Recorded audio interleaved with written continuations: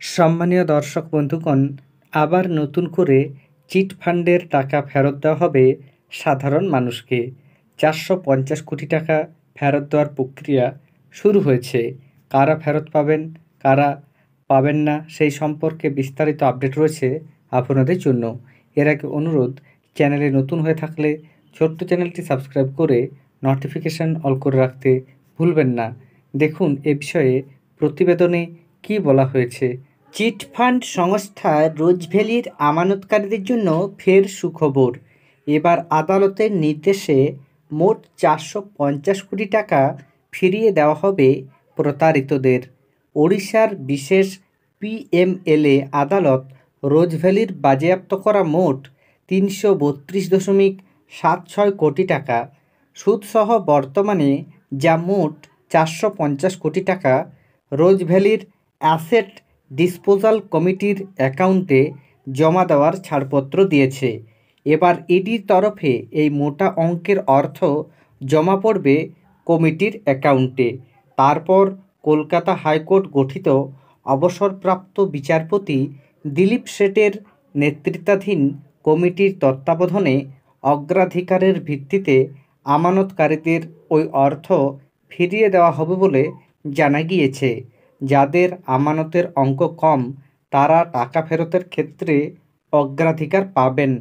রোজভ্যালিতে প্রতারিত আমানতকারীর সংখ্যা প্রায় 60 লক্ষ এবং তাদের লগ্নির অঙ্ক প্রায় 3,500 কোটি। রাজ্যের গণ্ডি পেরিয়ে ভিন রাজ্যেরও এই চিটফান্ড সংস্থা জাল ছড়িয়েছিল। ফলে এটি রাজ্যের অন্যতম বড় চিটফান্ড কাণ্ড বলেই পরিচিত। প্রতারিতদের টাকা ফেরাতে প্রাক্তন বিচারপতি দিলীপ শেঠের নেতৃত্বে একটি 1 সদস্যের কমিশন গড়ে দিয়েছিল কলকাতা হাইকোর্ট। কমিশনের তত্ত্বাবধানে একটি অ্যাসেট ডিসপোজাল কমিটি অর্থাৎ এডিসি তৈরি হয়।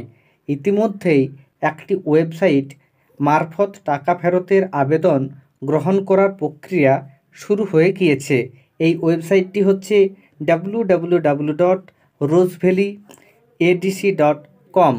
এডিসির অন্যতম সদস্য আইনজীবী শুভাশিস চক্রবর্তী জানিয়েছেন, যাদের আমানতের অঙ্ক 200 টাকা থেকে 10,000-এর মধ্যে ছিল এমন 32,319 জন প্রতারিত আমানতকারীর টাকা এরই মধ্যে ফেরত দেওয়া হয়েছে। মোট 22 কোটি টাকা ফিরিয়ে দিয়েছে কমিটি। শুভাশিসবাবু জানিয়েছেন, 2016 সালে 332.76 কোটি টাকার ফিক্সড ডিপোজিট ইডি সিজ করেছিল। এতদিনে সুদসহ তা 450 কোটির বেশি হওয়া উচিত বলেই মনে করছে এডিসি। তবে এডিসির তরফে টাকা ফেরতের জন্য যে ওয়েবসাইট তৈরি করা হয়েছিল তাতে টাকা ফেরত চেয়ে 31 লক্ষ আবেদন জমা পড়েছে। আপাতত সেগুলি যাচাইয়ের কাজ করছে 1 সদস্যের কমিটি। তবে শুধু এই 450 কোটিই নয়, জানা গিয়েছে রোজভ্যালির সম্পত্তি বিক্রি করে ইতিমধ্যেই 2,100 কোটি টাকা পাওয়া গিয়েছে। তার মধ্যে 800 কোটি নগদ অর্থ জমা রয়েছে ইডির কাছে।